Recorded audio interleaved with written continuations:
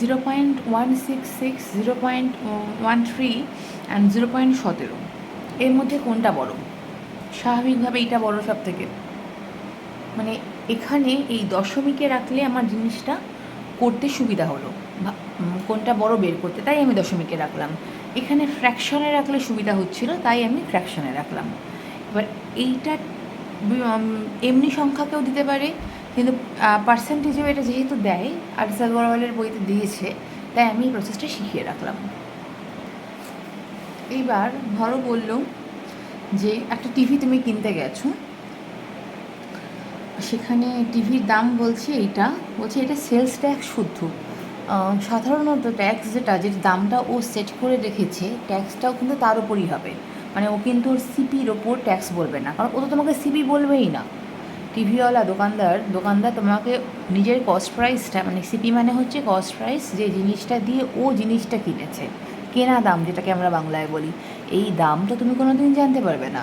তো তুমি সেটাই জানবে যেটা দোকানদারের মার্ক প্রাইস বলছে। দেখো যে হয়তো মার্ক প্রাইসের ওপর সেলস ট্যাক্স 9% মিলিয়ে, এবার এত কিছু বলে দিচ্ছে না, ও বলছে যে 9% সেলস ট্যাক্স মিলিয়ে এই টিভির দাম হচ্ছে এইটা। তুমি বার করো তো মার্কস প্রাইস কত, মানে মার্ক প্রাইসটা কত।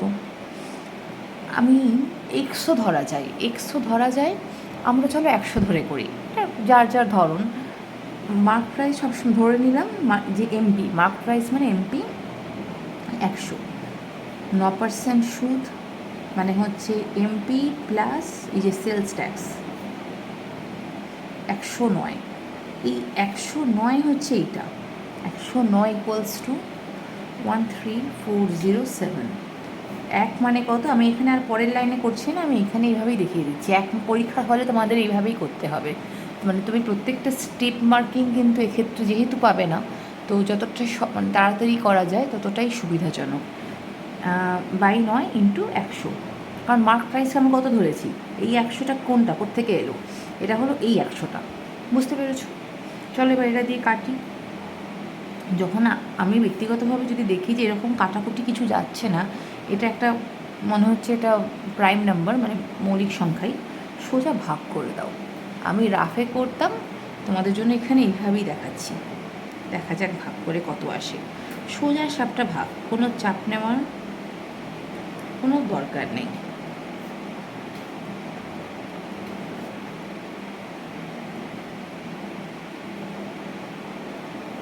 দেখছো তো সুন্দর করে মিলে গেল। তার মানে আর এই যে এই দুটো শূন্য ছিল, এই দুটো পাশে দিয়ে দাও। এইটা হয়ে গেল জিনিসটার মার্ক প্রাইস, তার উপর 9% সেলস ট্যাক্স। ধরো বললো যে difference between 31% of a number and 13% of that same number, মানে কোনো নাম্বারে, আচ্ছা দাঁড়াও, এইটা হচ্ছে 576। এবার কোনো নাম্বার আমি বলে চুপ করে গেলাম, কারণ আমি কোনো নাম্বারটা আবার 100ই ধরবো, এক্স ধরবো না। এক্স ধরলে আমি ব্যক্তিগতভাবে মনে করি বেশি জটিল হয়ে যায় জীবন, বা জীবনও জটিল হয় বেশি এক্স থাকলে। Anyway, let the number B 100, ওকে।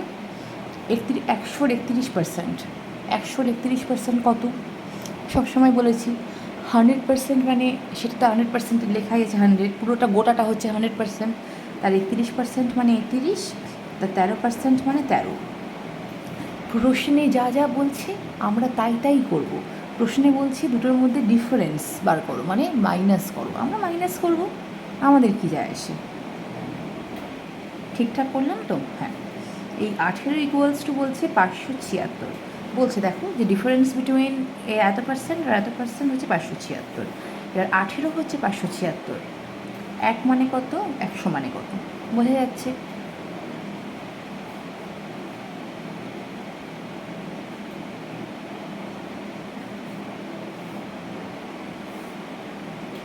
তাহলে আসল নাম্বারটা হলো এইটা। পার্সেন্টেজ থেকে যেরকম অঙ্ক আসে, যেরকম অঙ্ক করানো হয়, আমি সেটা চেষ্টা করছি কয়েকটা ধরন দেখিয়ে দিতে। এবার এই ধরনের অঙ্ক নিজে আরও একটু প্র্যাকটিস করলে হাত খুলবে।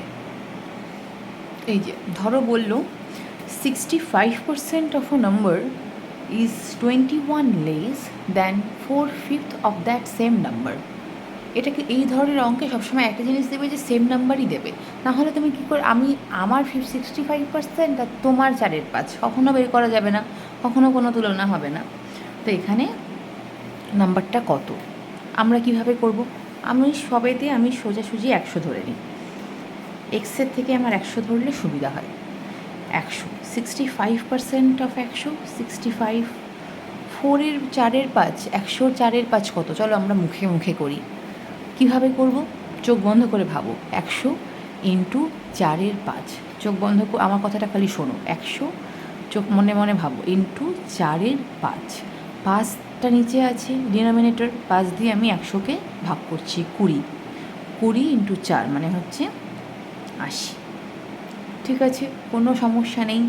এই দুটোর বিয়োগফল কত? এই 15টা বলো তো কার সঙ্গে ইকুয়াল হবে? বলেছে এই যে 21% লেস, এই 21 লেস, সরি পার্সেন্টেজ না, 21 লেস এই 21 হচ্ছে এই 15টা, মানে যখন 21 তখন নাম্বার হচ্ছে কত, এটা আমাকে বার করতে হবে। আমি বলবো যে যখন আমার এই 15 ডিফারেন্স হচ্ছে তখন আমার গোটা নাম্বারটা কত, কার ওপর করেছি আমি, কাদের পার্সেন্টেজ আর কাদের 4/5 বার করেছি, 100। যখন এটা 1 হবে তখন নাম্বারটা কত, 1 নিচে নেমে যাবে।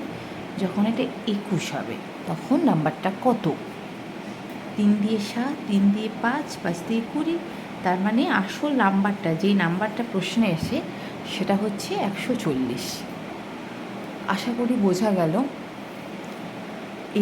এগুলো পার্সেন্টেজ, বেসিক পার্সেন্টেজের অঙ্ক।